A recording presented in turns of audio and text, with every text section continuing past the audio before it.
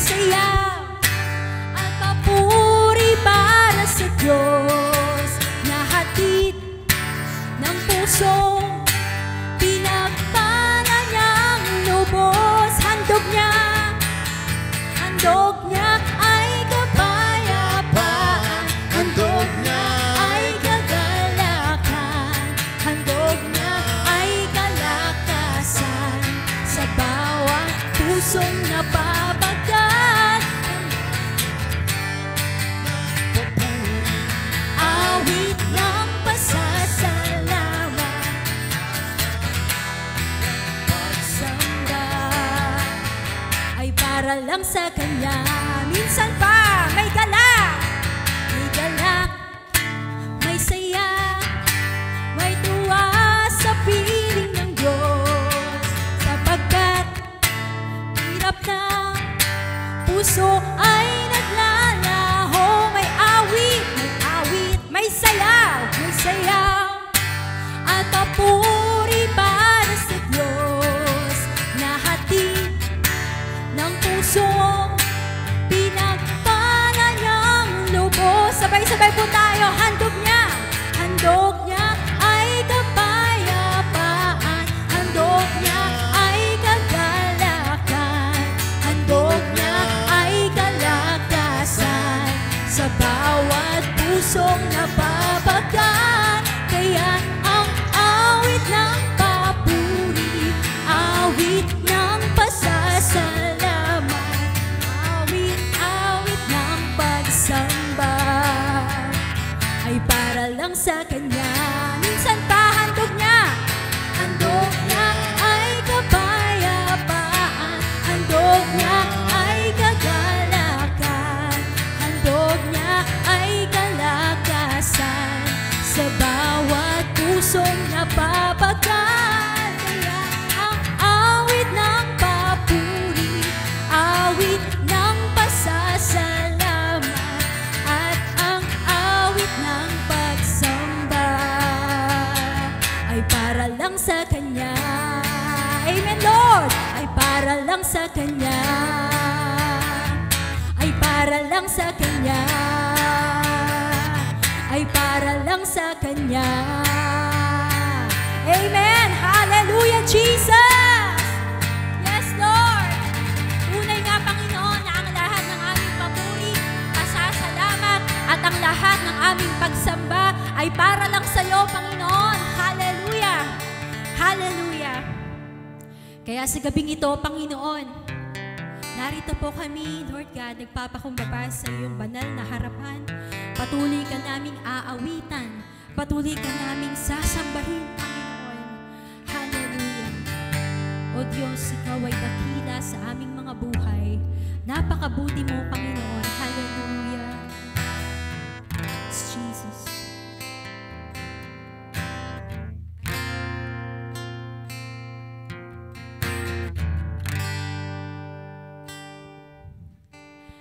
Kay buti mo, Panginoon,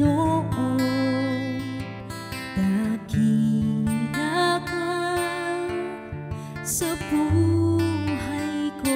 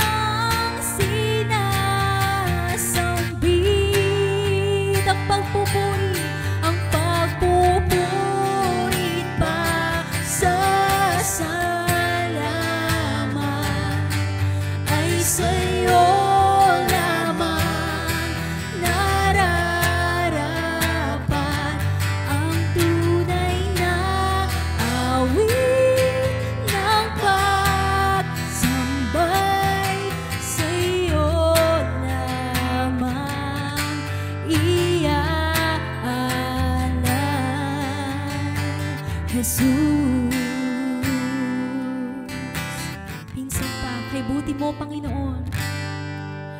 Kay buti mo, Panginoon, dakila ka sa buhay ko. Sa labis na pag-ibig mo ay naligtas ako. Hindi man karapat-dapat, hindi man karapat-dapat, ay iyong pinatawad. Siya nga po, Panginoon, at binigyan mo pa ng tinig. Tinuruan mo umawit,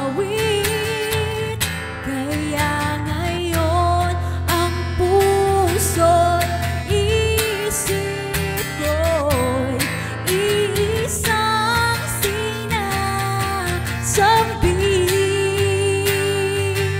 Ang pagpupurit pa sa salamat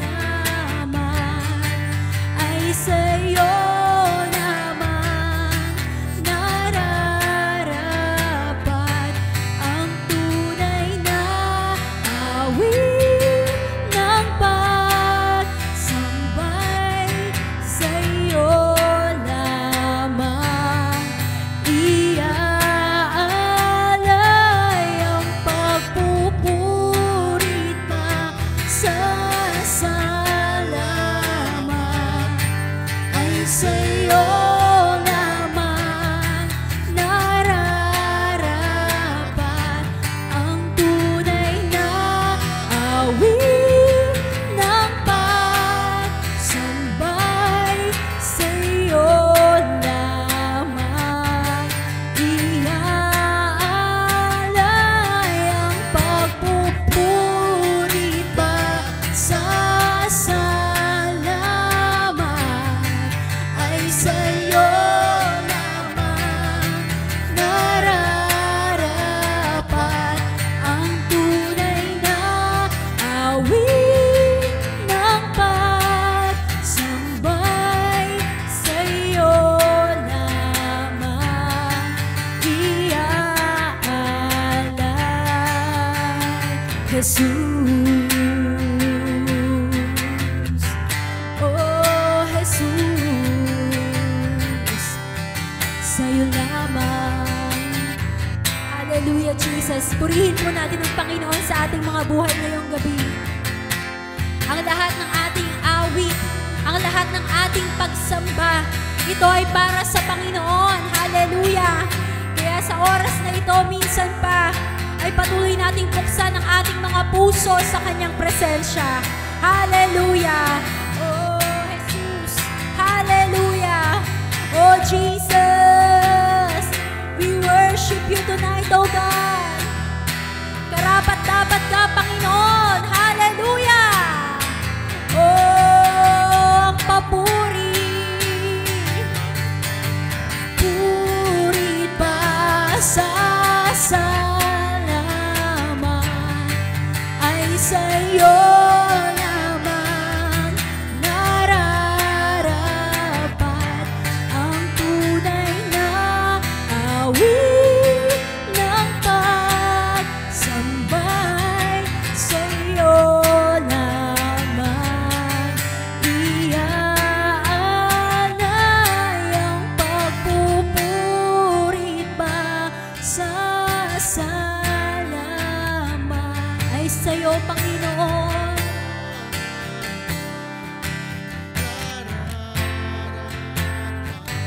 Ang tunay na awit ng pagsambay sa'yo lamang iaalay. Ang pagpupurit pa. Sige po, awitin natin ito ngayon sa Panginoon. Hayaan natin ang Kanyang presensya ang kumilos sa gabi nito.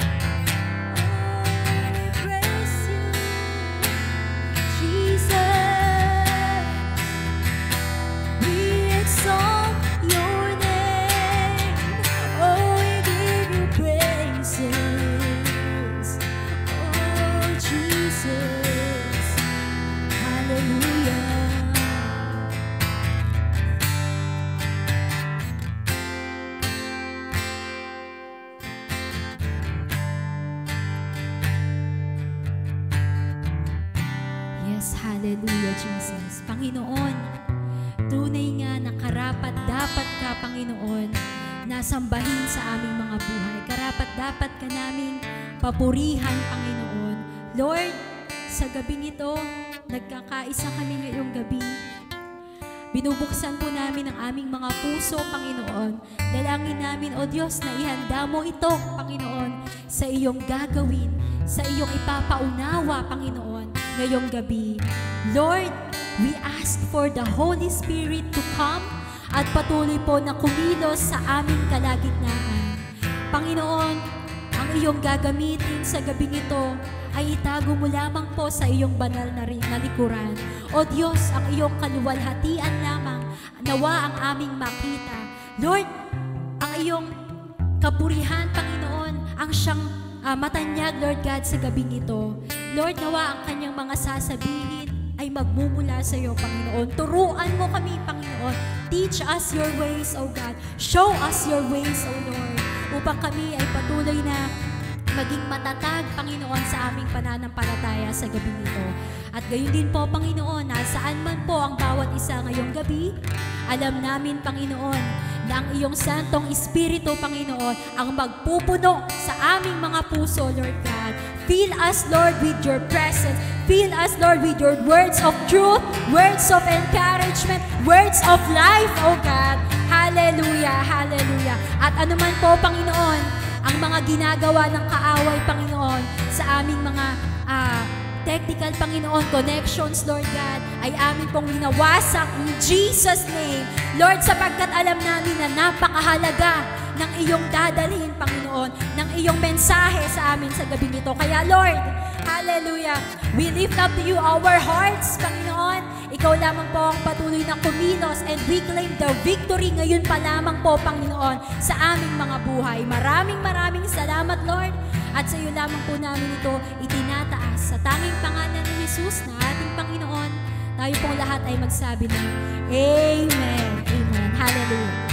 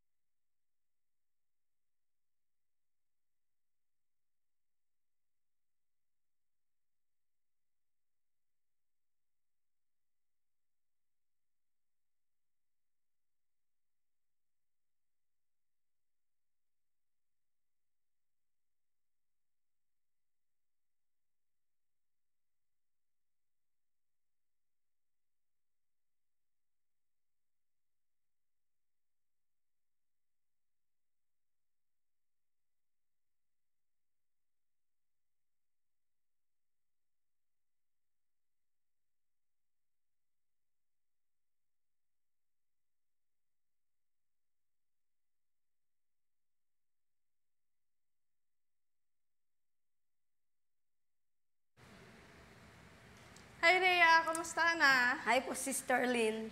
Hi po. Kumusta life? Okay lang naman po.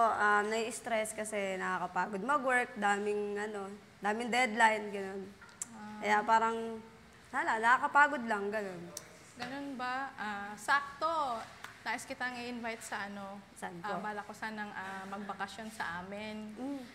Pwede Sama po ba kita. sumama? Ayun! Kapamilya niyo na po ako. Oo. Treat kita. Iyon! Sa po? Starbucks? Oo. Ay. Sige, bago pala yan, natin ituloy yung magiging banding natin. Meron sana akong gustong i-share sa'yo. Ano po something relevant sa Lord. At pwede ba ka mag-share ng Word of God sa'yo? Okay naman po kasi tulad po ngayon, parang pagod ako. Parang gusto ko lang nang may marinig about sa Lord. Yan. So, familiar ka naman sa Bible? Mm-mm. Ayan. So, Pero di ako nagbabasa nun. Familiar lang ako. sakto yung i-share ko sa'yo, nakakatanggal talaga to ng stress. Ayun. Ayan, so meron akong dala dito na OVE or One Verse Evangelism. At ang purpose pala nito para tayo ay matulungan ng isang tao na makakilala at makatanggap sa Panginoon at mahanap niya ang daan pabalik sa Panginoon. Ayan. So, Sige po. sa one verse naman na ito, makikilala na natin si Lord. Ayan. So, maaari mo bang basahin, Te? Ay, sige. Sabi dito, sapagkat ang kabayaran ng kasalanan ay kamatayan, ngunit ang libreng kaloob ng Diyos ay buhay na walang hanggan kay Kristo Jesus na ating Panginoon. Ayan. So, sa verse na ito, merong siyam na very important words na kailangan nating aaralin natin ngayon para maintindihan natin. So, ang unang word natin ay kabayaran. Kabayaran. Para sa'yo, anong ibig sabihin ng kabayaran? Para sa akin, kabayaran parang katulad sa atin. Dahil po nag-work tayo, kailangan may bayad yun. Hirap-hirap kaya mag-work na walang bayad. Diba? Parang ganun. Ayan, so, pero dito, tinutukoy na kabayaran, hindi siya about sa money. Later on, malalaman natin kung ano yun. So, sabi dito, ito ay, ang kabayaran ay katumbas ng bagay na iyong ginawa. Ayan. Next is kasalanan. Ayan. Kasalanan. Ayan. Para sa'yo, ano naman yung kasalanan? Kasalanan kapag nagmumura, gano'n. Di kaya, yung gano'n, yung pumapatay, nagdanakaw, ayun, kasalanan. So, pwede ka magbigay ng isang kasalanan na nagawa mo, kung pwede mo i-share sa akin. Ngayon, dahil sa nag-work tayo, ang kasalanan ko parang tutulog muna ako, gano'n. O di kaya dadayain ko yung oras ng pasok ko, gano'n. So, yun. Ayun. So, sabi naman dito, tama yung sinabi mo na about sa kasalanan. Sabi dito, ang kasalanan ay higit na pag-uugali kaysa gawa. Ito ay maaring ugaling pagkamuhi o kaya ay pagbabaliwala sa Diyos. So, ang isang uri ng kasalanan, hindi lang katulad ng physical na nakikita natin nasasaktan, katulad sa pagpatay. So, dito naman, yung ugaling pagkamuhi ay isa ring uri ng kasalanan. Sabi dito, yung pagpabaliwala sa Diyos. Halimbawa, sobrang busy natin, wala tayong time sa Lord. Isang uri din pala yun ng kasalanan. Next is kamatayan. Ayan. So, ano unang may isip mo pag sinabing kamatayan? Kamatayan, wala na. Parang patay na siya, wala na, ganun. Dead na. Ayun. So, ito yung sinasabi kanina na kabayaran. Diba kapag ang kabayaran ay kamatayan. So, kapag ang tao ay namumuhay sa kasalanan, ang kabayaran nito ay kamatayan. Ayan. Kamatayan sa impyerno. Dahil nga, makasalanan eh.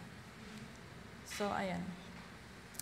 At ang kamatayan na ito ay, ang kamatayan ay isang paghihiwalay, yung hindi mo na makakasama si Lord forever. Ayan. So, yun yung first part na bad news. So, next naman ay, dito naman tayo sa second part, good news naman. Ayan. So sobrang bigat na malaman natin na tayo ay makasalanan, parang wala na tayong pag-asa, no? So, dahil narinig natin ang salita ng Diyos, dito sa salitang ngunit, ayan, so it represents hope, no, para sa ating kasalanan. Ayan, so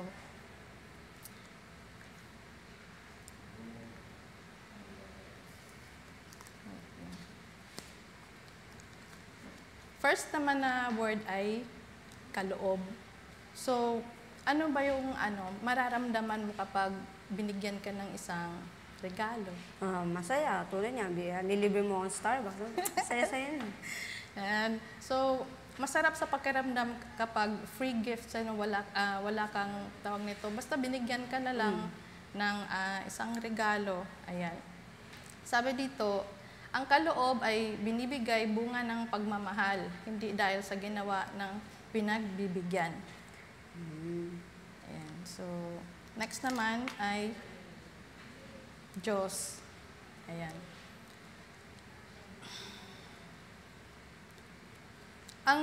Yung sinabi ko kanina na regalo, ang nagkakaloob sa atin ng free gift ay ang Diyos. Ayan. At ano naman yung free gift ng Lord sa atin? Yan yung buhay na walang hanggan. So kanina, no, kapag namuhay ang isang tao na makasalanan, ang hahantungan niya ay kamatayan sa impyerno. No? Ayan. Pero binigyan tayo ng pag-asa ng Panginoon at siya nagbibigay ng buhay na walang hanggan. Ayan. Ano ba yung ibig sabihin ng buhay na walang hanggan? So kanina, eternal death. Sabi dito, maranasan ang buhay na kasama ang Diyos magpakailanman. So gusto mo ba alin yung gusto mo doon na maranasan, yung eternal death o yung eternal life na sinasabi? Eternal life. Kasi nakakatakot nga doon yun. So, doon na lang ako sa buhay na walang hanggan. Amen.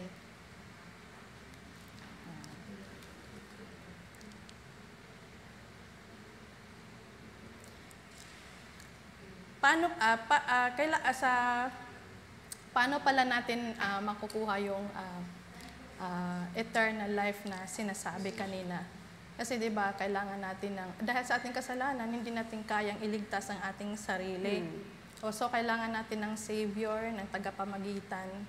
At sabi dito, nakita natin dito sa illustration na si Jesus yung nagbigay sa atin ng hope.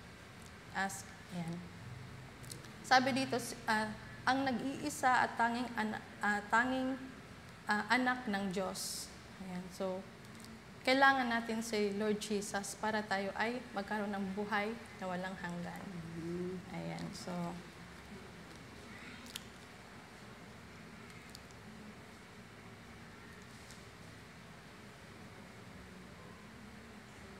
So kapag tayo ay niligtas na ng Panginoon, dapat si Jesus na ang may control ng ating buhay. Ayan, sabi dito, si Jesus ang may control ng iyong buhay. Ayan. So, dun sa pinag-aralan natin, so nalaman mo yung ginawa ng Lord, nakilala natin si Lord at yung mangyayari sa atin at ano man ang ibibigay niya sa atin, meron akong tanong sa'yo. Ano po? Nais mo bang tanggapin si Lord sa buhay mo? Kasi ayoko mapahamak, ayoko mapunta din sa kamatayang walang hanggan, na paghihirap. So, nais ko tanggapin ng Panginoon. Amen. So, kung nais mong tanggapin si Lord sa buhay mo, ayan, kailangan nating ipahayag ang ating mga kasalanan at magsuko ng buhay sa Kanya. So, sa mamagitan ng isang panalangin, so maaari mo ba akong sabayan? Sige po. Sige. Panginoon, inaamin ko na ako ay nagkasala Inaamin ko na ako po'y nagkasala at hindi nararapat na makasama ka at hindi nararapat na makasama ka dahil sa aking mga kasalanan. dahil sa aking mga kasalanan. Ngunit ako ay nananampalataya Ngunit ako ay nananampalataya na si Jesus ang nagbayad ng aking mga kasalanan. na si Jesus ang nagbayad ng aking mga kasalanan. Patawarin mo ako Patawarin po ako sa aking mga pagkakasala sa aking mga pagkakasala at tinatanggap ko si Jesus at tinatanggap ko si Jesus bilang Panginoon bilang Panginoon at tagapagligtas ng aking buhay. at tagapagligtas ng aking buhay. Tulungan mo akong mamuhay Tulungan mo akong mamuhay ayon sa iyong kalooban. ayon sa iyong kalooban. Ito ang aking dalangin sa pangalan ni Jesus. Amen. Ito ang aking samot dalangin sa pangalan ni Jesus. Amen. Amen. So, ako na lang mananalangin sa iyo. Hallelujah. Amang Diyos, maraming salamat po sa pagkakataong ito, Lord God, na binigay mo, Panginoon, sa buhay ni Rhea. Panginoon, salamat, Lord, na nakarinig siya ng iyong salita. Panginoon, pinagpala mo po siya, pinagkaloob mo sa kanya ang buhay na walang hanggan. Maraming salamat po, Panginoon. Lawa, Lord, sa kanyang pagtanggap sa iyo ay patuloy mong iparana sa kanya yung pagmamahal, Panginoon Lord God, at patuloy mo siyang gabayan, Panginoon, sa journey niya, Panginoon, na kasama ka, Lord God. Naway isulat mo po ang kanyang pangalan sa aklat ng buhay. Maraming salamat po. Itong dalangin sa pangalan ni Jesus. Amen. Thank you dahil Thank you din pinagbigyan mo ako sa aking pag-share. Thank you.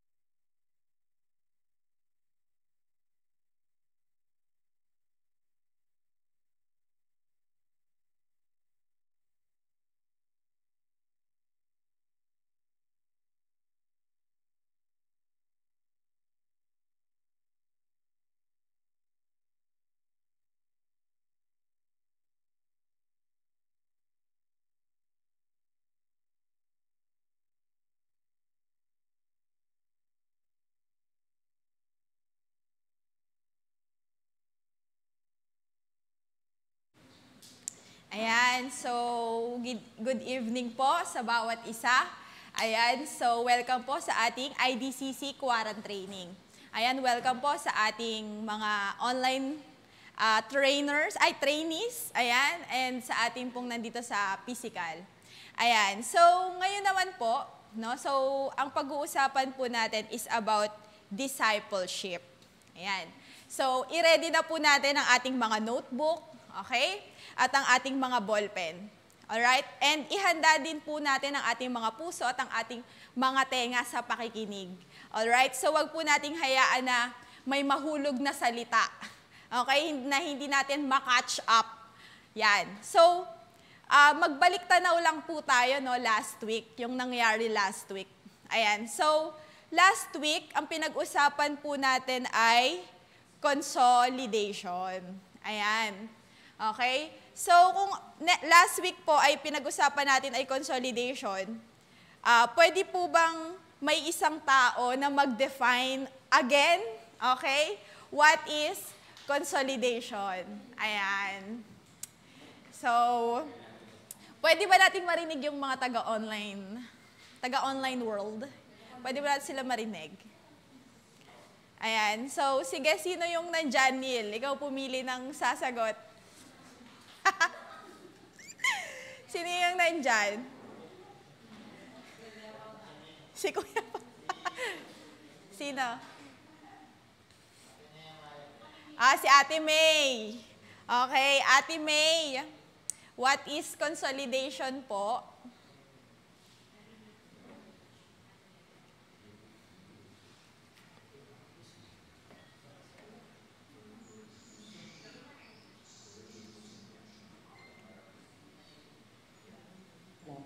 Si Malu muna, si Malu. Ready na. Ayan, si Ate Malu daw po, ready, always ready. Okay po, salamat po. Consolidation starts the moment we invite the person to share. But that is just the start. It does not end there. Kapag hindi lang natin, kapag na-invite natin, kailangan tuloy-tuloy natin para ma-preserve yung hindi mo sayang yung 1 verse of evangelism natin sa kanya. Para manatili siya sa salita ng Panginoon. Salamat po. Alright, so salamat po, Ate Malu, sa inyong pong answer. Okay, so isa pa po, tatawag pa po tayo dito naman sa ating physical. Ayan. Para hindi naman unfair. Okay, tawagin natin si Rhea. Pwede to? Pwede to. Ay, ayan.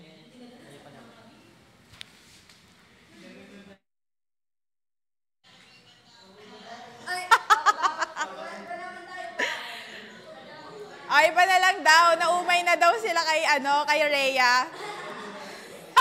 Si Kuya Leo daw. Ayan, si Kuya Leo. majority.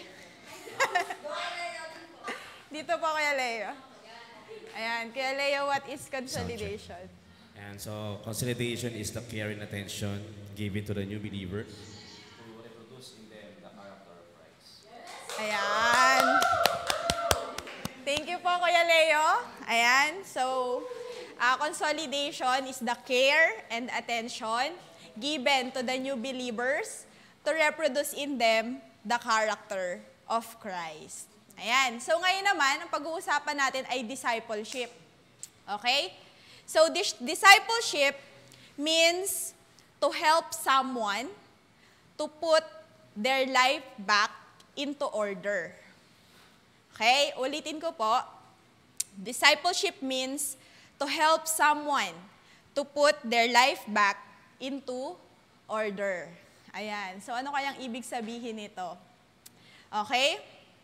So, sinabi po ng isa sa mga pastor sa Germany, ito po'y panahon pa ni Hitler. Ayan, so sabi niya po is, salvation without discipleship is a cheap salvation. Ayan. So, bakit kaya na nasabi yon ng pastor sa Germany? Salvation without discipleship is a cheap salvation. Okay? Dahil ang goal po ni Christ ay to raise a disciple whom the multitudes will follow. Okay? Natatapos po ba yung discipleship sa salvation? Once na in-OVE ka ba, tapos na yung discipleship process? Nag-end na doon? Nag-stop na ba doon agad? Okay? So, tandaan po natin na malaki po ang pinagkaiba ng religious people sa disciple ni Christ. Okay? Malaki po ang pinagkaiba ng religious people sa disciple ni Christ. Bakit kaya? Okay? So, in order for us to know, we should listen very carefully. Okay? Salvation should lead to service. Okay? Ulitin ko po, salvation should lead to service. Okay? So, marami daw pong nagkakalat sa church. Okay? So, kinakausap po tayo bilang mga cell leaders. Kinakausap po tayo hindi bilang mga first-timers. Mga fifth-timers, hindi po ganon. Kinakausap po tayo ngayon bilang isang disciple ni Jesus Christ. Marami pong nagkakalat sa church because they do not know the law and principles of God. Okay? So, ano po ba yung law and principles of God? Okay? So, basahin po natin ang Ephesians chapter 4, verse 11 to 12. Ayan. So, sabay-sabay po nating basahin. Okay, pwede pang makita dyan? Alright, sige. Sabay-sabay po natin basahin. And 1, 2, 3, go. And He gave the apostles, the prophets, the evangelists, the pastors and teachers to equip His people for works of service so that the body of Christ may be built up. Alright, so ito po yung fivefold ministry. Okay? Jesus gave the apostles, prophets, evangelists, the shepherds, and teachers. Why? To equip the saints for the work of ministry. Okay? So the church is built through this fivefold ministry. Okay? Equipping the leaders. Okay? So bakit nga ini-equip? So that the body of Christ may be built up and for the works of service. Okay? Nakikinig pala tayo sa sermon. Okay? Nakikinig pala tayo every training kasi inihahanda tayo para sa gagawin natin. Okay? Ang totoo pong disciple ni Christ may ginagawa.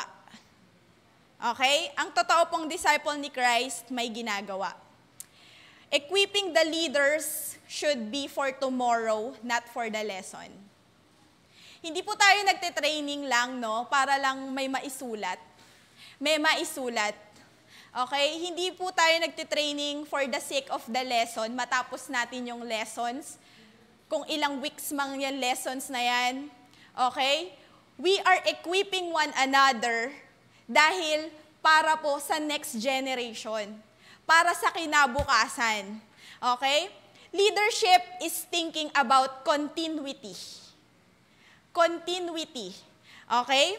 Thinking about the new generation. Okay?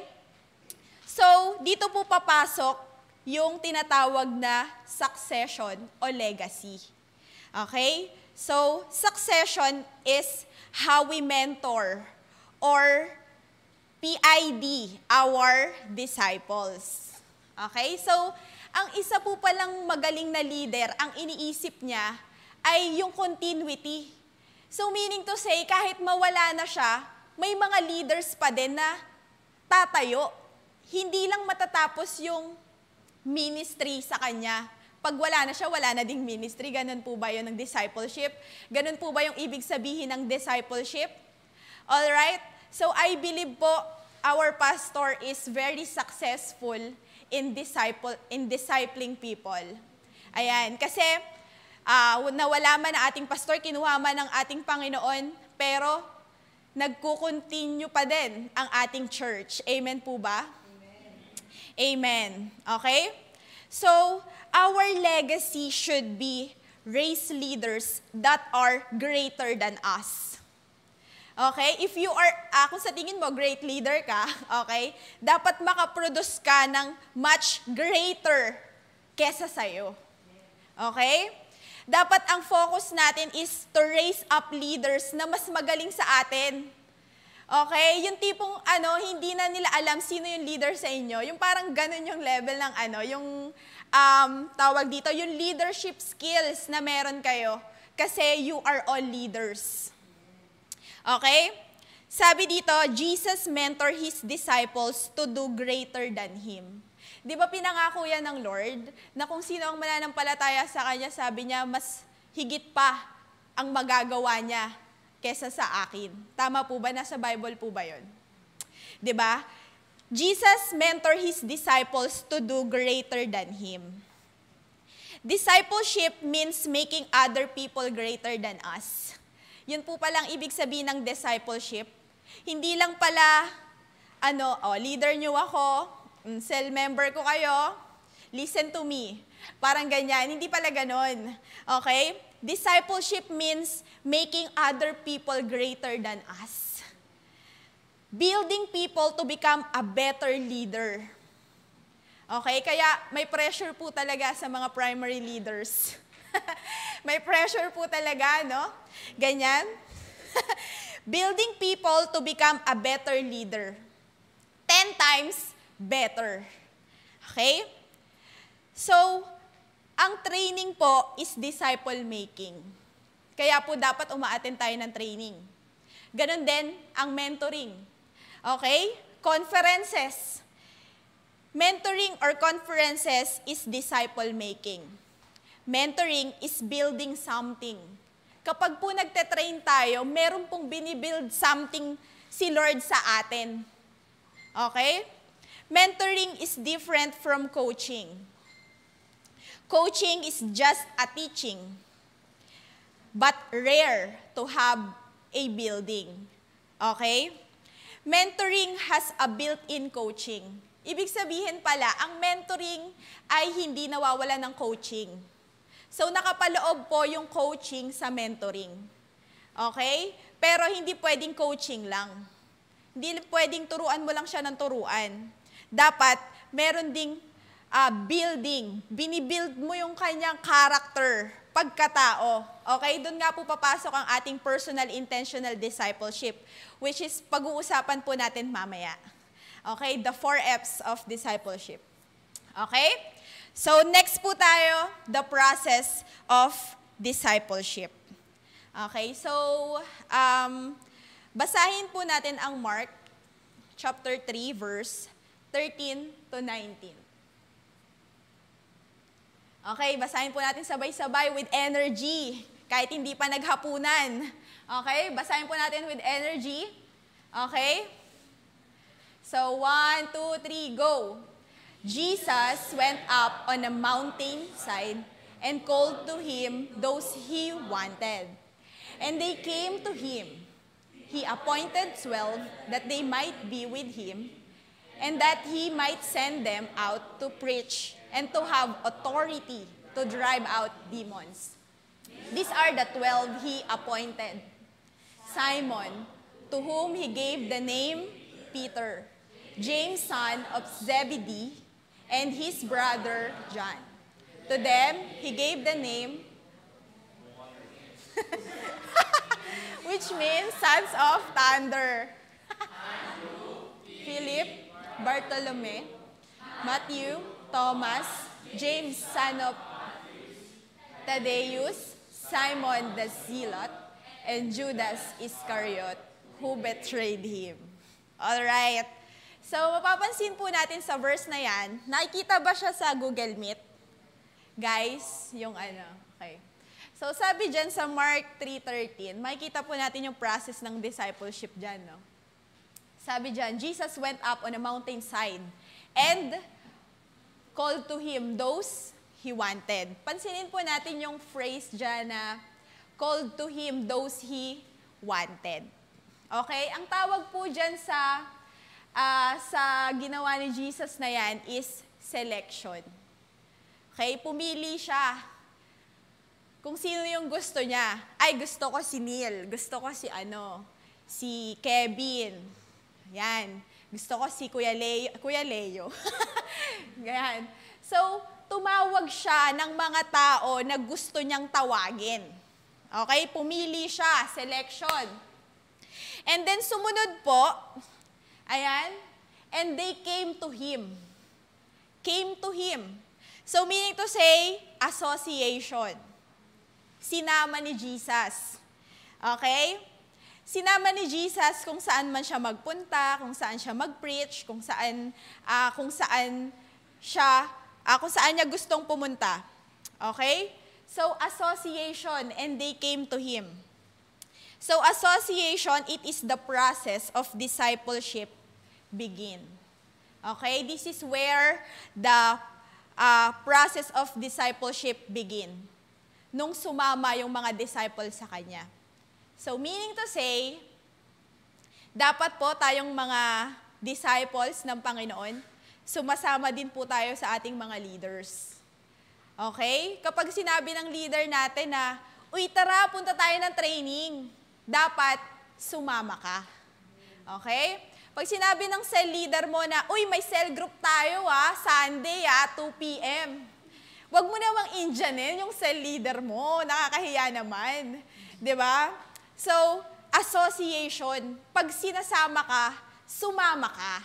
Kasi doon po magsisimula yung proseso ng discipleship eh. Paano ka madi-disciple kung lagi kang umiiwas? Paano ka madi-disciple kung lagi kang nagtatago?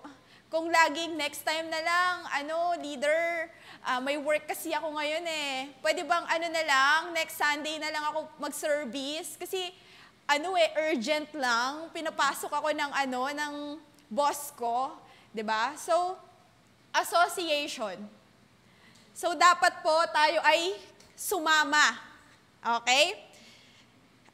And then, ang next naman po is consecration. Ayan. So, consecration, pangatlo na process. Una, selection. Sumunod, association. Kaya nga daw po association yan eh. Ang root word daw ng association is aso. Okay, ano ba yung aso? Di ba sunod ng sunod? Ayan. So, yun po yung meaning ng association. Okay, sunod is consecration. Ayan. So, ba't nawala? Okay. So, consecration. So, ano ba yung meaning ng consecration? So, marami pong definition ng consecration, no? Pwedeng set apart. Okay?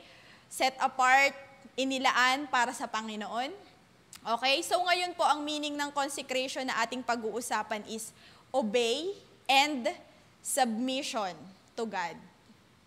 Okay? Ang ibig sabihin pala ng consecration ay obey and submission to God. So wala po sa PowerPoint, kaya dapat po tayo ay mag-take note and makinig ng maigi. Ayan, so hindi ko po pinalagay lahat ng information sa PowerPoint. Ayan, so again, ang meaning po ng consecration is obey and submission to God. Ayan. So, paano ba yan? Ano ba yung verse na masasabi natin sa consecration? 'Di ba? Ano po bang verse yung sinabing, consecrate yourselves, for tomorrow the Lord will do amazing things. Okay? So, sabi doon, consecrate yourselves, for tomorrow the Lord will do amazing things. Okay? So, kapag pala nag-obey and nag-submit tayo sa Panginoon, anong mangyayari? Anong mangyayari bukas? The Lord will do amazing things. Okay? So, next po sa consecration is delegation. Ayan. So, dahil nag-o-obey na tayo, nagsasubmit na tayo, ang susunod naman is delegation. Bibigyan na po tayo ng trabaho. Okay? Bibigyan na tayo ng trabaho ng ating mga cell leader. Okay? Ministry responsibility. In this process, we will become reliable and responsible. Ayan. Okay? So, una, pinili ka lang, Regine, sama ka sa akin.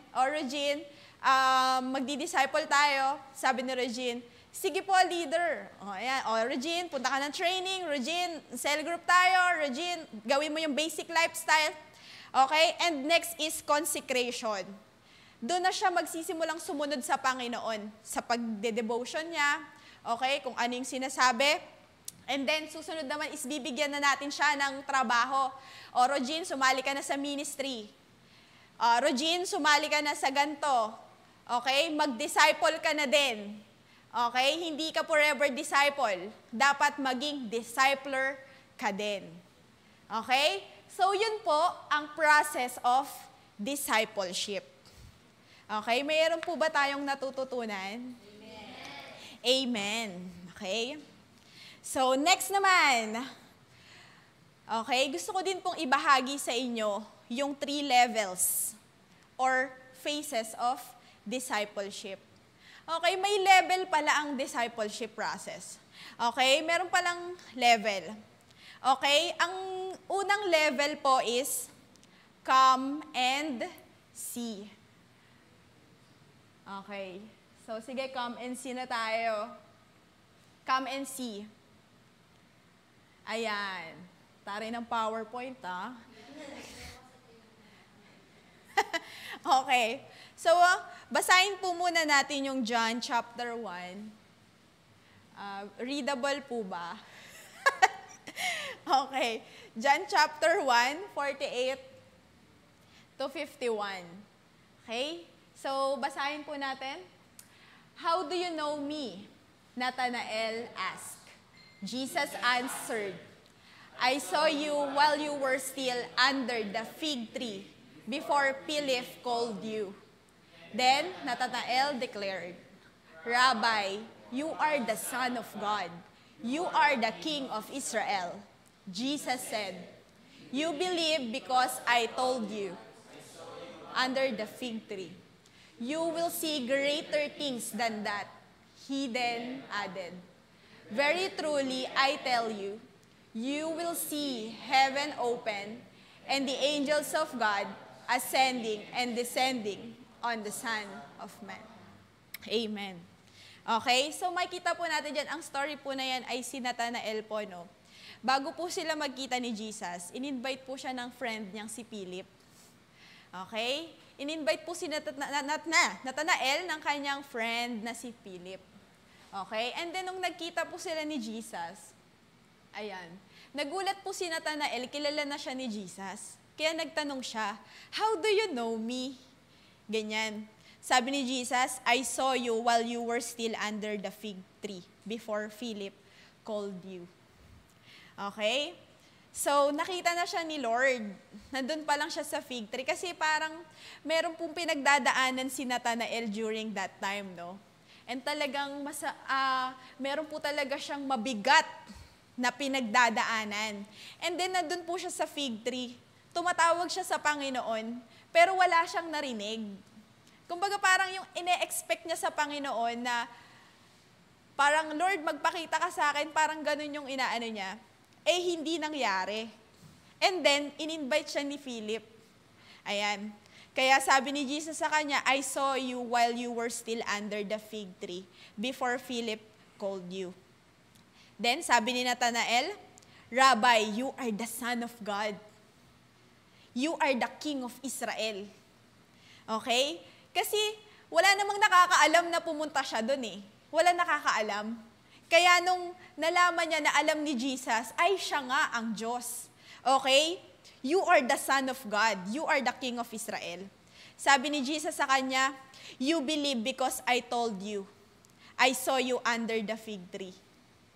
You will see greater things than that. Sabi ni Jesus, naniwala ka na ako ang anak ng Diyos dahil sinabi ko sa'yo na nakita kita under the fig tree. Pero sabi ni Jesus, you will see greater things than that.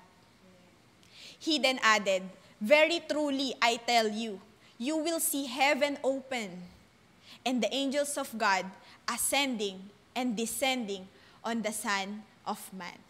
All right. So ito po yung first level ng discipleship, come and see. Okay? Sabi ni Jesus, come and you will see. Okay? You will see greater things than that. Okay? Nung na-OBE ka, di ba tumanggap ka ng eternal life? Tumanggap tayo ng eternal life nung tayo ay na-OBE. Okay? Pero sabi ni Jesus, you will see greater than that. Ano kaya yun, no? Yung parang, imagine you will see heaven open. Okay? Imagine you will see heaven open and the angels of God, nakikita mo yung mga anghel, di ba, lumilipad-lipad, ganyan.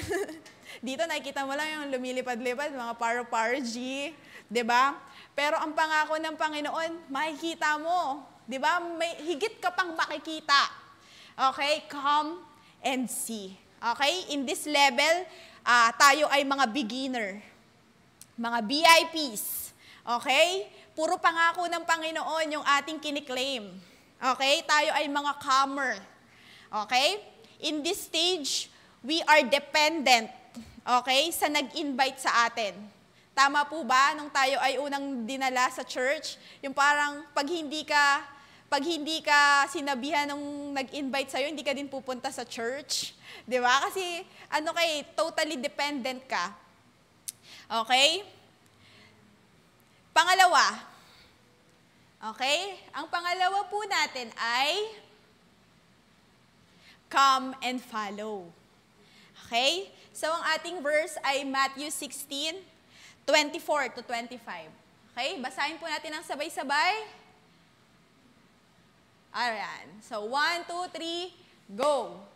Then Jesus said to his disciples, whoever wants to be my disciple must deny themselves and take up their cross and follow me.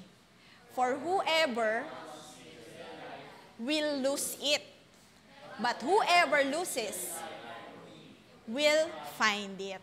Okay? So ito naman po yung second level of disciple. Okay? Come and follow. Ito na po yung mga disciple na show themselves up that they are true followers. Ito yung level na pinapatunayan mo na sa Panginoon na, Lord, ako ay iyong talagang disciple. Talagang follower mo ako. Okay? So sabi dyan, kung sino man daw ang gustong sumunod sa Panginoon, ano ang kanyang gagawin? Number 1, deny themselves. Okay? So, madali po bang mag-deny ng sarili? Yung parang madali po bang tawag dito? Yung parang kakalimutan mo muna yung mga gusto mo, yung mga ganyan, para magawa mo yung kalooban ni Lord sa buhay mo. Parang, kaya mo bang, sabi kasi ni Lord, mag-aral daw muna. Yan. Mag-aral daw muna, wag daw munang mag-boyfriend habang nag-aaral. Ayan. Madali po bang gawin yun? Madali bang gawin yun sa mga girls? And ganun din sa mga boys. Madali ba yun? Diba? Kaya nga may mga disciples na no? Ay, basic daw. May nagsasabi dito, basic daw. Okay, kaya nga may mga kabataang sakit ng ulo ng cell leader nila. Di ba? Kasi nahihirapan silang mag-deny ng kanilang mga sarili. Okay, ano pa po? Busy tayo sa ating mga trabaho. Di ba? Busy tayo, di natin mabigyan ng panahon si Lord. Na, uy, may Bible talk, 7 p.m. Ay, leader, nasa biyahe pa ako niyan. Di pa ako makakakinig kasi nasa biyahe. Alam mo naman, di ba, pag biyahe talaga, ganyan pa di ba? Ano pa, pag nag-aaral naman, sabihin, dami ko po kasing activity. Yan, pero ang totoo, di mo naman talaga ginawa sa tamang oras. Kaya kapag may gawain, doon ka naghahabol. Di ba? Kasi naglaro ka muna, di ba? Relax muna, na-stress ako sa, sa study. Yeah. So, mahirap pong sumunod sa Panginoon, tama po ba? Hindi madali. Hindi madaling mag-deny. Deny yourself.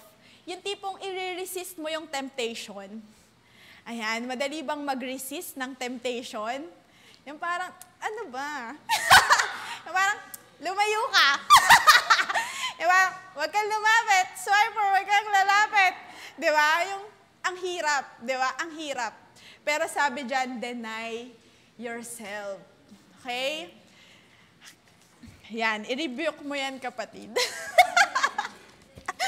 Ayan, pangalawa, take up their cross. Ano kaya ibig sabihin ng take up their cross? Ito may bagong revelation sa akin si Lord. Na ano bang ibig sabihin ng take up their cross, no? Sabi dito, ang meaning ng take up their cross is understanding the message of the cross. Okay? Pag sinabi palang take up your cross, you need to understand, we need to understand what is the message of the cross. Okay? So, kapag po tayo ay nag-follow na sa Panginoon, hindi po natin maiiwasan na tayo ay mapapersecute. Kagaya ng nangyari kay Jesus. Diba? We will be mocked and we will be persecuted. Okay? Tandaan po natin, mga second level, Ngayon, nakikita po natin, nasa na ba tayong level? Baka first level pa din tayo, CAM-NC pa lang tayo. Masyado tayong doon tayo sa benefits of the cross. Okay? Na I am redeemed, I am set free, ganyan-ganyan. Di ba? Hindi natin naiintindihan what is the message of the cross. Okay? Sa tingin po natin, saan po ba mas maraming tao sa church natin? Nasa CAM-NC o nasa Come and Follow? Alright? So, nare-reflect na po ba natin ang ating mga sarili? Saan ba mas marami? Cell group ko ba? Yung nasan ba kami? CAM-NC pa rin ba kami? Or nasa Come and Follow na kami? Ayan.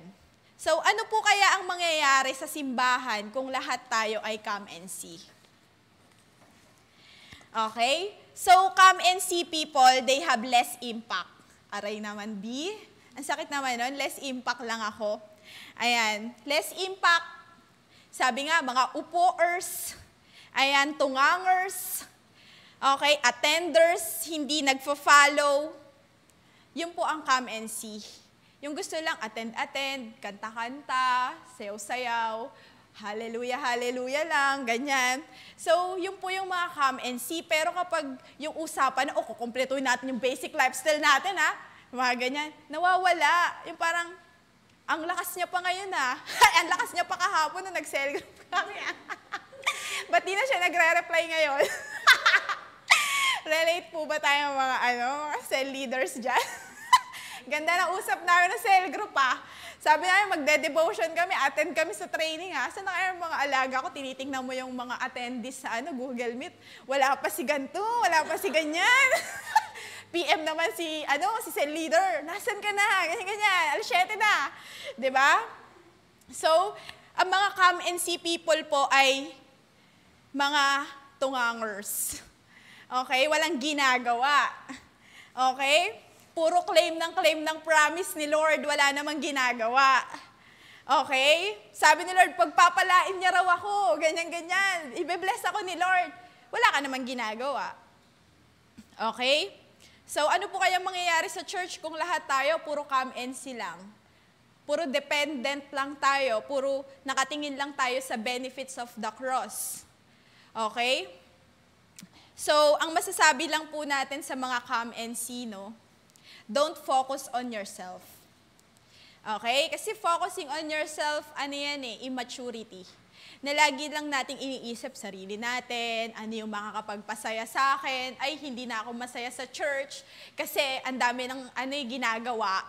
Ganyan, napapagod na kasi ako Pagod na nga ako sa work, ganyan.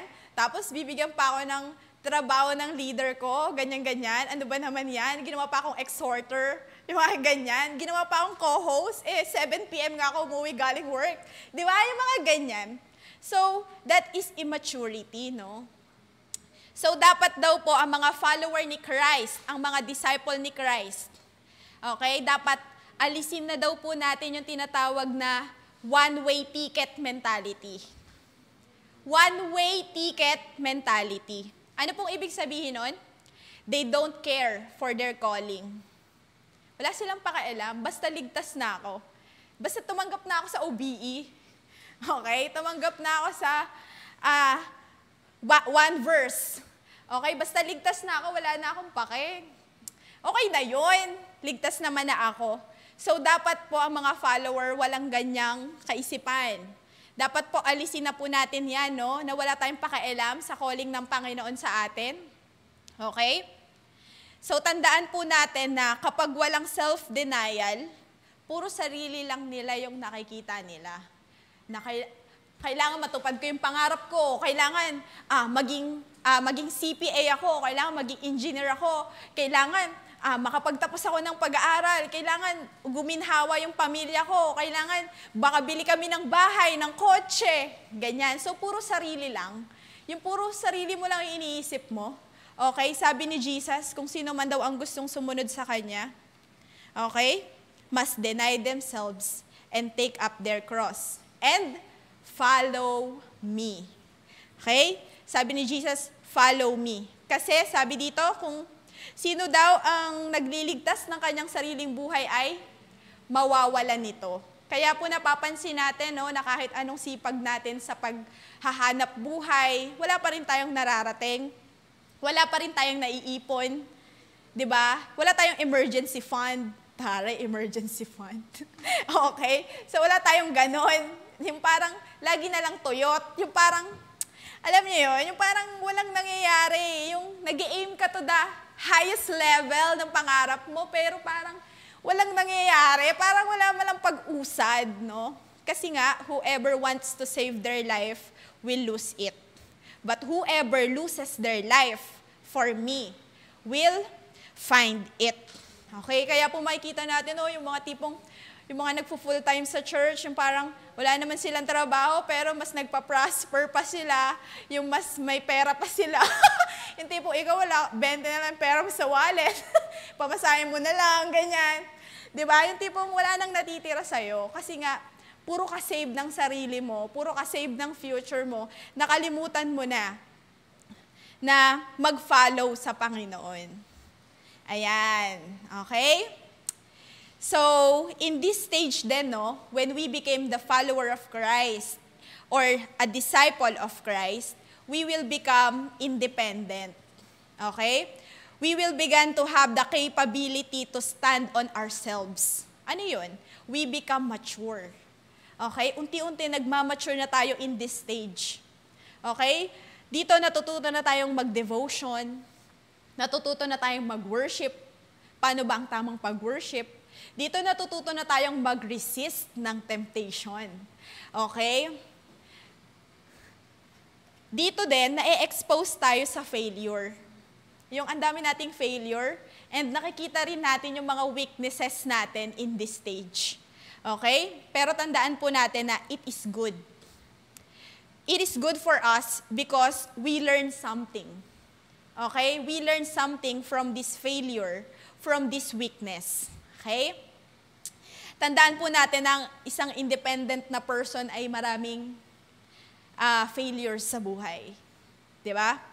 you have to bring them into independency. This is a message for all the cell leaders that we should have to bring them into independency. Kailangan hindi laging nakaasa sa atin ng ating mga disciples. Kailangan matuto silang mag-follow sa Panginoon. Kailangan meron din silang sariling revelation mula sa Panginoon na kanilang susundin. Okay? Kailangan ma-bring natin sila sa next level. Okay? Kung come and see lang sila, kailangan ma-bring natin sila into come and follow. Okay? So, dito din po sa second level, okay, nagkakaroon po ng development sa bawat identity.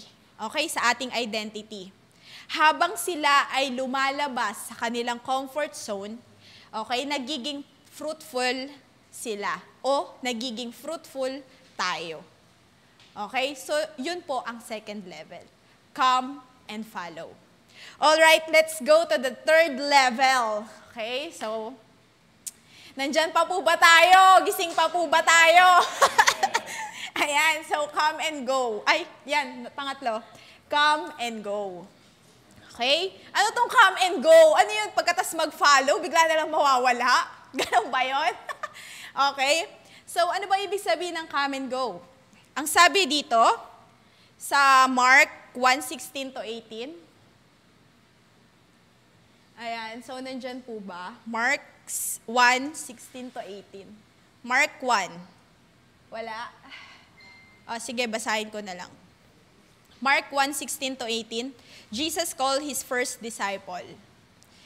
As Jesus walked beside the Sea of Galilee, he saw Simon and his brother Andrew casting a net into the lake, for they were fishermen.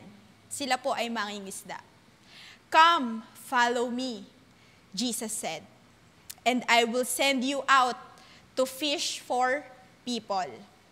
At once, they left their nets and follow him. Okay?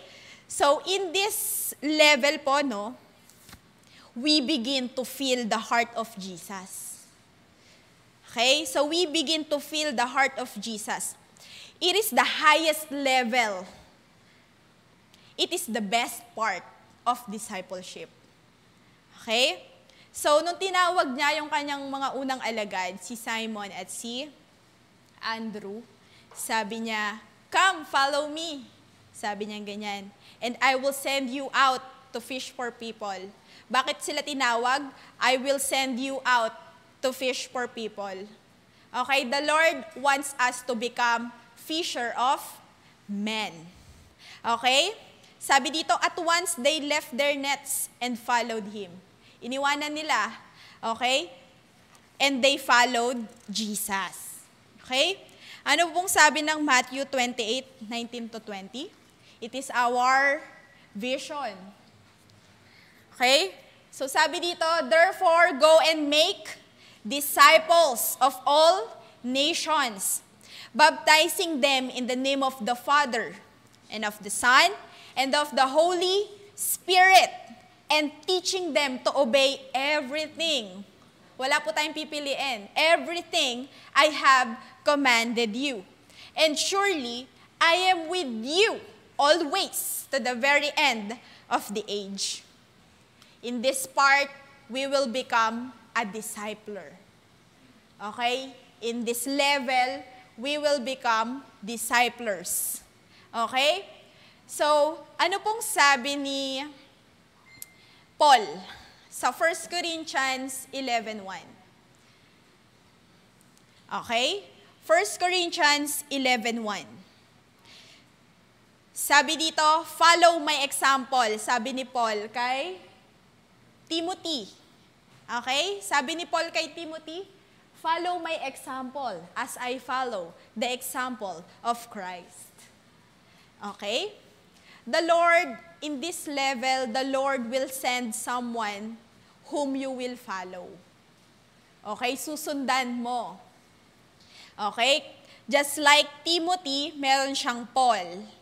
Timothy is following Paul, and Paul is following Jesus. Okay? If you will become a cell leader, okay, hindi ka lang discipler. Okay? Dapat disciple ka din. Okay? Laging ganun po yun. Okay? Kung tayo po ay discipler, dapat meron din pong nagdi-disciple sa atin. Okay? Sabi nga dito, if you will become a cell leader, you will enjoy it.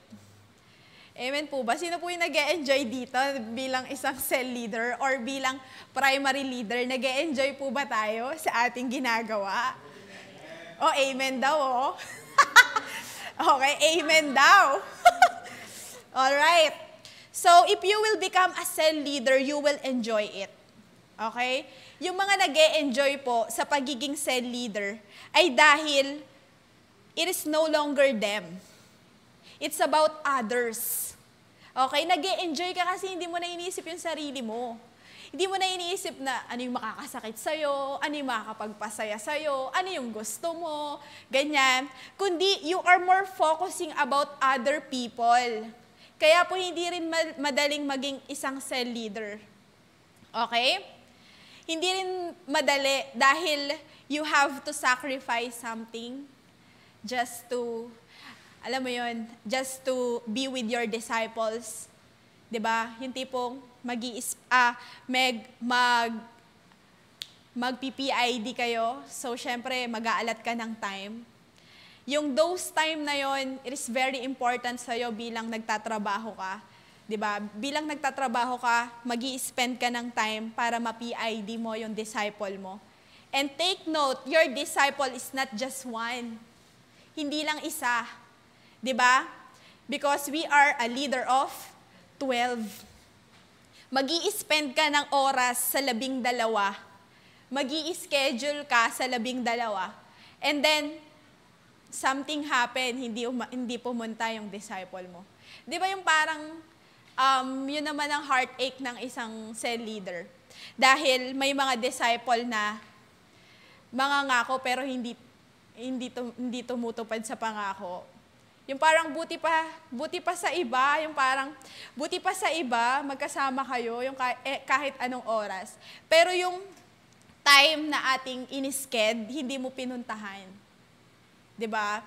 Sasabihin mo wala kang time pero nakita kita. 'Di ba? Pero nakita kita, nandun ka, kasama mo si ganto. 'Di ba? Mga ganyan. So, yun naman ang isa sa mga heartache no ng isang disciple. Pero hindi na yun big deal sa isang cell leader because it's not about themselves anymore.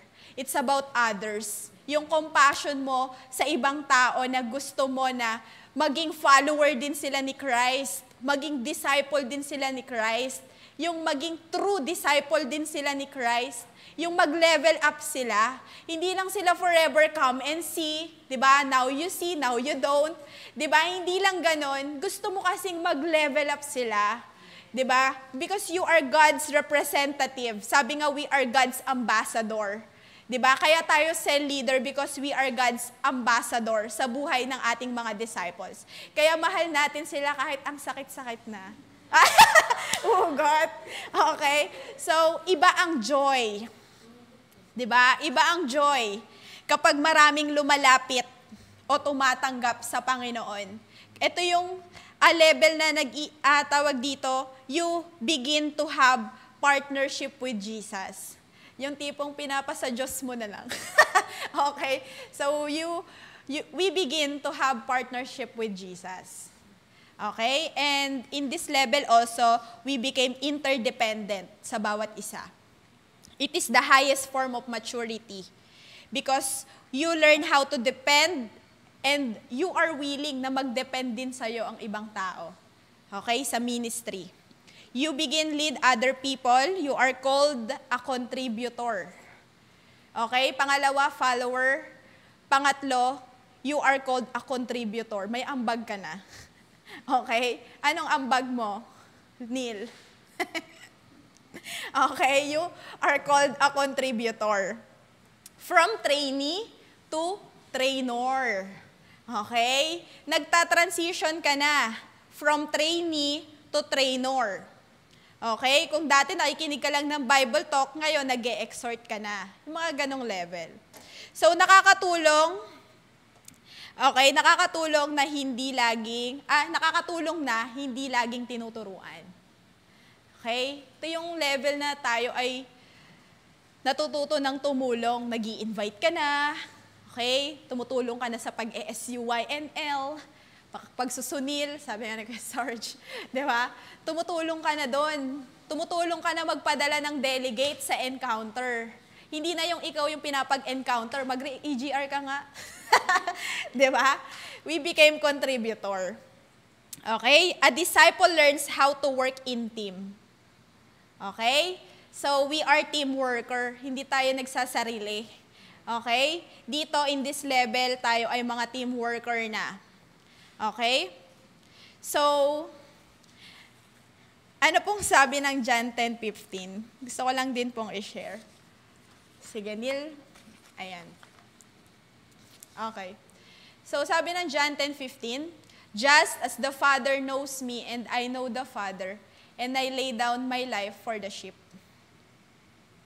Okay, so hindi ko alam kung tama yung verse. Okay, pero sabi dito, sino po dito yung gustong gumanda?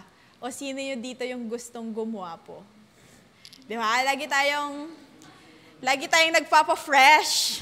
Di ba? Lagi tayong, ay, ano yung Kuya Leo? Okay. So, sino ba dito yung gustong gumanda at gumwapo? Siyempre tayo, di ba, gusto nating we are pleasant sa mata ng tao. Di ba? We are pleasing, ganyan. So, kaya tayo ay nag-aayos, nagdadamit, okay, ng maganda, nagpapabango pa nga para dagdag points, di ba? So, gusto natin ay maganda tayo sa paningin ng tao. Pero ang ganda pala sa Bible ay wala sa muka.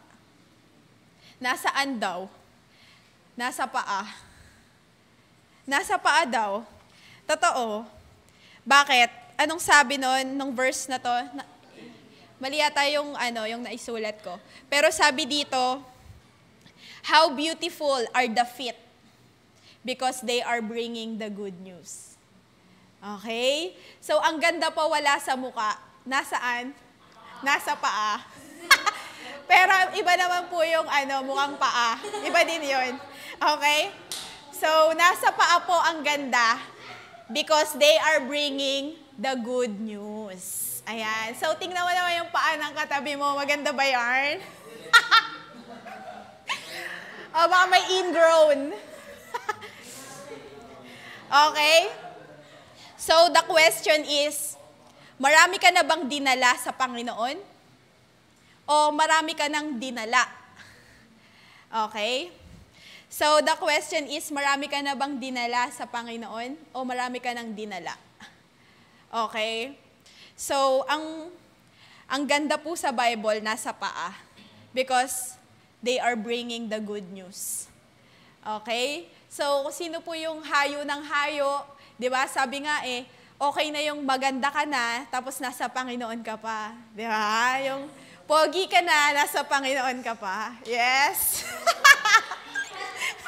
May mga kinikilig po dito. Ha? Malamig. Malamig lang. Okay. So, yun po ang totoong ganda, no? Nasa paghayo. Okay. So, we are all saved to serve. Amen? Amen. Alright? So, yun po ang 3 levels or phases of discipleship. Number 1, come and see. Pangalawa, come and follow. Pangatlo, come and go and make disciples. Okay? So, yun po ang pangatlo. And then, ngayon naman po, we will talk about PID. Okay? So, marami po ba tayong natututunan? Amen. Amen. So, ngayon po, dako po tayo sa personal, intentional discipleship. Okay? So, ano po ba tong PID na to? May nakakaalam po ba dito? Okay, what is PID? Oo nga, personal intentional discipleship. Okay? So, ang meaning po nito ay turn a disciple to become a leader intentionally. Okay? Turn a disciple to become a leader intentionally. Intentionally mo siyang i-disciple. Okay? Intentionally mo siyang ita-transition from a disciple into leader. Alright. So, dito po ay meron po tayong tinatawag na 4 Fs. Okay, so ano po ba yung 4 Fs na yan? Okay? The first F is formation. Okay? So ano po bang nakapaloob dito sa formation? Okay? So sabi dito, sa formation, ang goal dito is Christ character. Okay? Kaya kapag po may ibang character na pinapakita ang ating mga disciple, pinipid natin sila. Okay? In this F, which is formation, we will remind them of their calling. O Rogie, nakakaligtaan mo na yata si Lord. Ganyan. So, kamusta naman yung mga disciples mo? Ano, nasa na ba sila? So, we will remind them of their calling. Ano pa? Sa mga, sa mga cell leaders, sa mga cell members naman na pinipid, be transparent to your leader. Huwag kang magtago. Yung tipong pinipili mo lang yung sinasabi mo. Yung pinipili mo lang na ito yung feel good sa leader ko. Kapag kasi nasabi ko to, pag nadulas ako dito, yari ako eh. 'Di ba? Bilang mga disciple, we should be transparent to our leader kung ano yung pinagdadaanan talaga natin. Huwag nating piliin yung ay, okay po yung cell group namin. Ganyan talaga, ang alive, ganyan. Ang dami po naming nawiwin, ang dami po talaga naming nako-consolidate, lahat po talaga sila from OBE, 100%, nalipat namin sila sa SUYNL, walang nalaglag. Ganyan. Pero ang totoo, meron ka palang pinagdadaanan. 'Di ba? Ayaw mo lang sabihin. Meron ka pala diyang pinagdadaan, hirap na hirap ka na, hindi mo mapagtagumpayan. Yung tipong, Lord, yung parang paano ka ba ito mapapagtagumpayan? Hindi mo naman sinasabi. Diba? Hindi ka rin napapag-pray. Diba? So, as a leader, okay, affirm to them that you are there throughout their journey. Okay?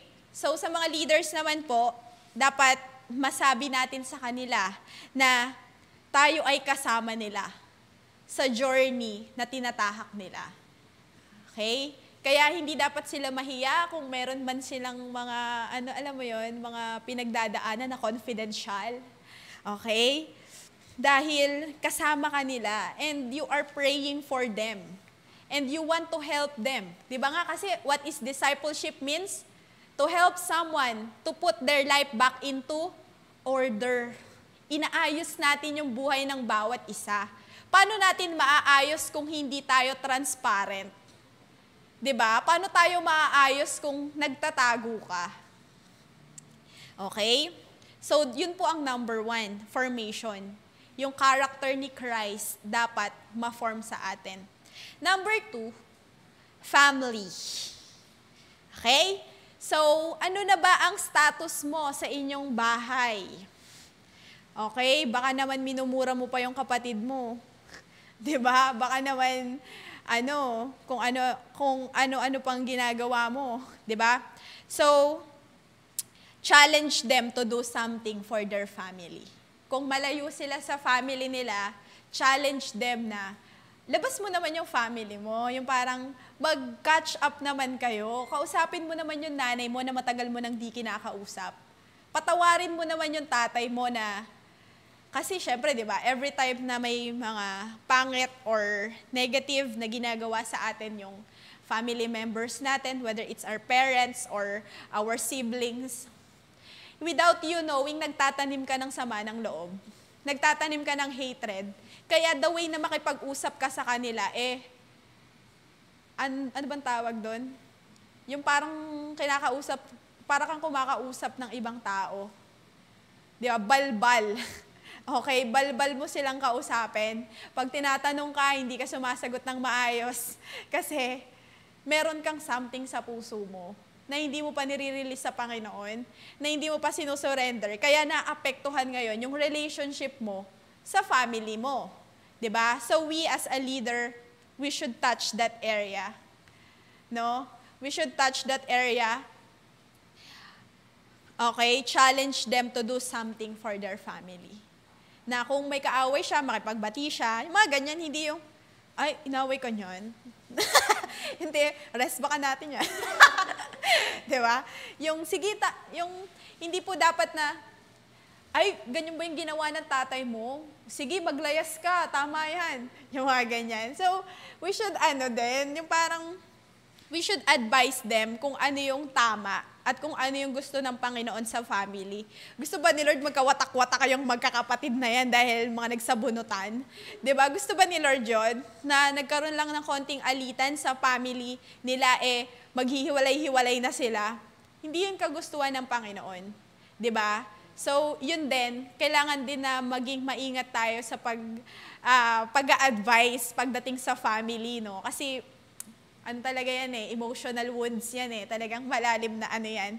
And for me, bilang marami na din karanasan na masasakit, no? Talagang iba yung impact nan.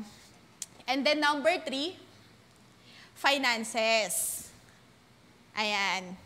So, sa discipleship po, no, pinapakailaman din po ang ating finances.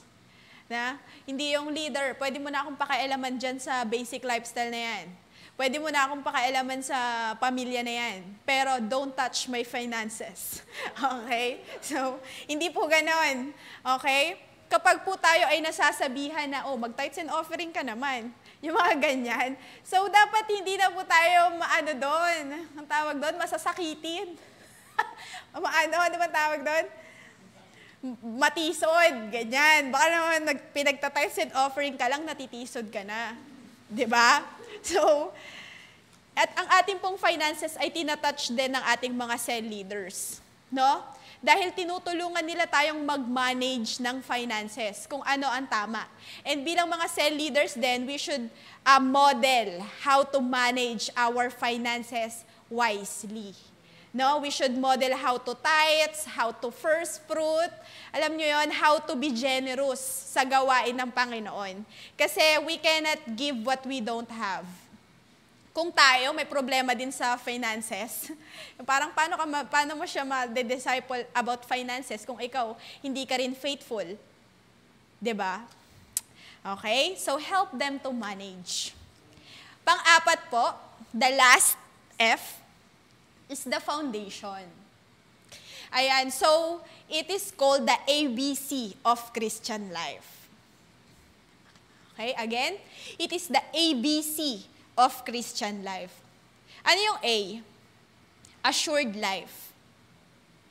Okay, A, assured life. Ito yung basic lifestyle. Intimacy with the Lord. Okay? So, itong foundation, talagang ito yung laging inaano sa atin no?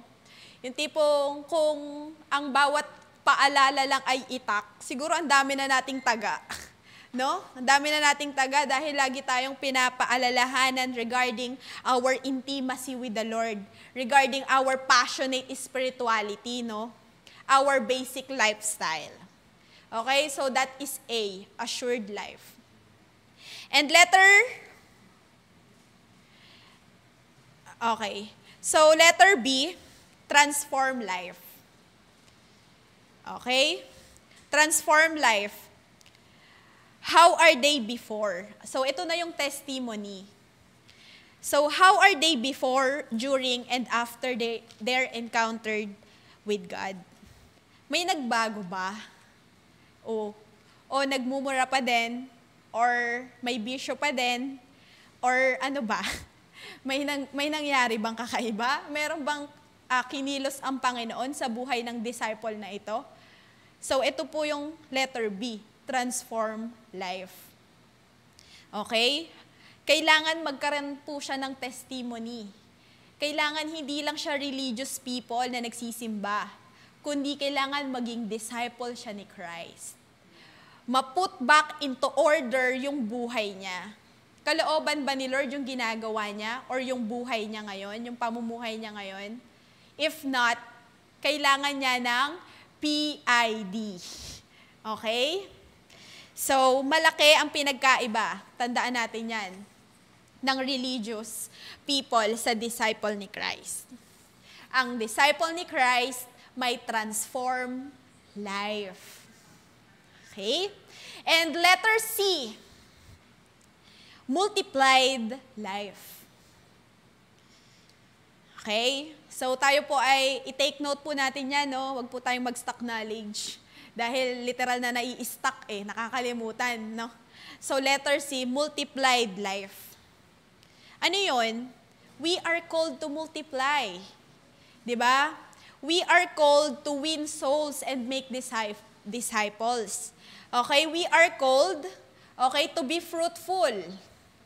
Okay? So, sa conference po natin, mga women, ang title po ng ating conference ay Anointed to Multiply. Okay? Kasi, we should have a multiplied life. Okay? We should have a multiplied life. Hindi lang po yung tayo-tayo lang, yung masaya dito sa church. Tayo-tayo lang yung, alam mo yung magkakakilala. Huwag na tayo mag-win, masaya na tayo dito. Di ba? Okay na tayo dito masaya na tayo. Marami tayong foods dito. Pag nag-win tayo, mababawasan tayo ng foods. Di ba? Magagastusan tayo kasi magpapa-event tayo Mga ganyan. So, hindi po ganon. We are called to multiply. Okay? And sa PID po, dapat pinag-uusapan yan. Okay? Pinag-uusapan yan. Lagi nating, number 1, formation. Number 2, family. Number 3, finances. And number 4, foundation. Okay? Yan po ang PID. Okay? So, marami po ba tayong natutunan? Baka po information overload na tayo kasi ang dami nating pinag-usapan. May process, may levels, may PID, ganyan-ganyan, may ABC pa. Di ba? So, ang dami natin pag-usapan. Kaya din dapat, no, tayo po ay nag-take note. Sa dami po nun, hindi mo yun matatandaan lahat. Okay? Kung matatandaan mo man, congrats. Okay? I salute you. Okay? How to be you po. Alright? So, sige po. Tayo po ay manalangin. No? Tayo po ay mananalangin sa Panginoon. And sabayan niyo po ako mag-pray. Okay? Na lubos po nating maintindihan ano po ba ang discipleship. Mag-reflect po tayo, disciple na ba talaga ako? O baka expectant pa rin ako, tungangers pa din ako, upoers pa rin ako, wala akong ginagawa. Ayan, i-reflect po natin yung sarili natin na bilang mga cell leader, nagagawa ba natin ang ating mga dapat gawin?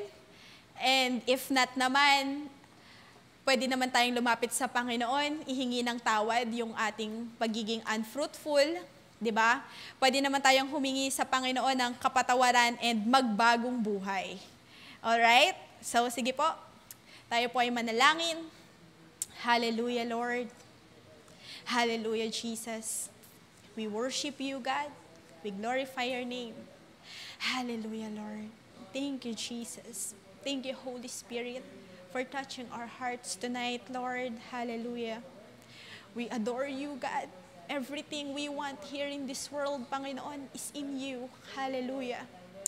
We worship you, God. You are the God of victory, Panginoon. Hallelujah. Panginoon, forgive us, God, if we do not see ourselves, Panginoon, bilang iyong totoong disciples, Panginoon. Hallelujah. Lord, patawarin mo kami, Panginoon, kung may nakakaligtaan kaming gawin, if we are focusing ourselves, Panginoon, sa mga pangarap namin, Lord, sa mga gusto naming marating, Panginoon, sa buhay na ito, Panginoon. Hallelujah. Lord, tulungan mo po ang bawat isa sa amin, Panginoon, na unahin ka, Panginoon. Tulungan mo po kami, Panginoon, na maging mabuting leader, Panginoon. Mabuting disciple, Panginoon. Hallelujah. Maging contributor kami, Panginoon. Hindi lang expectant, Panginoon. Hallelujah. Hindi lang observer, Lord, kundi maging totoong follower, Panginoon. Hallelujah. And maging discipler, Panginoon. Hallelujah. Hallelujah, Lord. Panginoon, marami pong salamat sa pagkakataon na ito, Panginoon, na kami, Lord, ay nakapag-aral ng iyong salita, Panginoon. Salamat, Lord, dahil you are exposing us, Lord God, to our true, kung ano, Lord, yung aming kalagayan ngayon, Panginoon. Hallelujah. Panginoon, tulungan mo po ang bawat isa na maunawaan kung ano talaga ang discipleship, Panginoon. Tulungan mo kami, Panginoon, na magkaroon ng pusong handang magpa-disciple, Panginoon. At puso, Lord, na nais maging discipler mo, Panginoon. Hallelujah. Lord, patuloy mo pong gabayan ng bawat isa. Patuloy ka po, Lord, mangusap, Panginoon, sa aming mga basic lifestyle, Panginoon. Hallelujah. Help us, Lord God, to level up, Lord. Hallelujah. To level up, Panginoon, not just in our spirituality, Panginoon, but to level up also, Panginoon, sa kabuhayan po ng bawat isa, Panginoon. Hallelujah. Lord, tinataas po namin sa iyo ang lahat, Panginoon. You deserve, Lord, all the glory, all the honor, all the praises, Lord. Thank you for our salvation, Panginoon. We are saved, Lord God, to serve you, Lord. Hallelujah. Salamat, Lord. Pinupuri ka namin at pinasasalamatan, Panginoon. Ito po ang aming samot dalangin, Lord God. In Jesus' name we pray. Amen. Amen. Thank you po. God bless.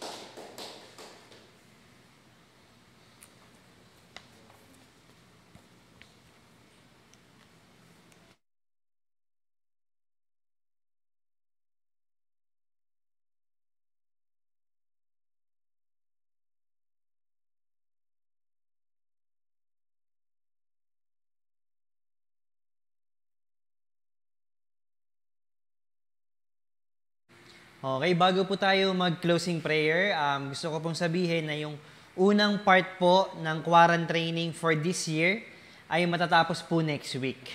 Okay, so next week po ang ating last session ng training sa unang part ng quarantine training.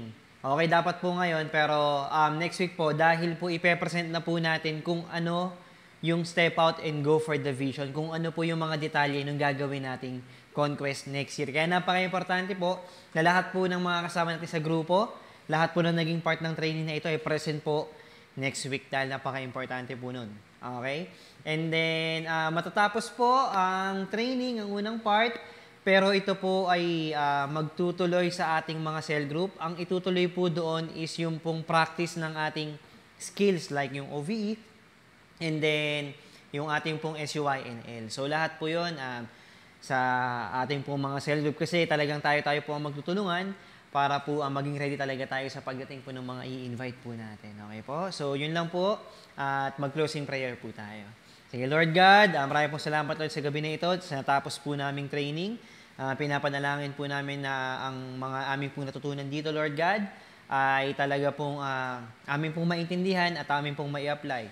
Nawa ito po ay mas lalo pa pong mapag-usapan, Lord, sa aming pong mga cell group, Lord God, para po mas maging maintindihan po namin what is discipleship, gaano po ito ka-importante, Panginoon, at paano po talaga ito ang magiging susi para po kami po ay ma-develop, Lord God, as a leader, Lord God. Kaya, Lord, maraming pong salamat at tinataas ko po ang buhay ng bawat isa na nandito, nagbigay ng kanilang oras.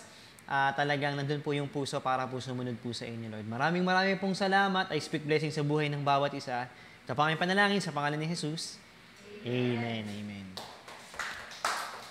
By the way, bukas po, kita-kita po tayo sa ating pong morning devotion with Pastor Mel, 7:30 a.m. po iyon. Ayan. At bukod doon, ay meron pa ba? Yan, Bible Talk. Okay, yung ating pong Bible Talk ng gabi, ng alas 7 ng gabi. So, see you po. Good evening or good night po sa mga matutulog na. Ayan, thank you. Bye-bye.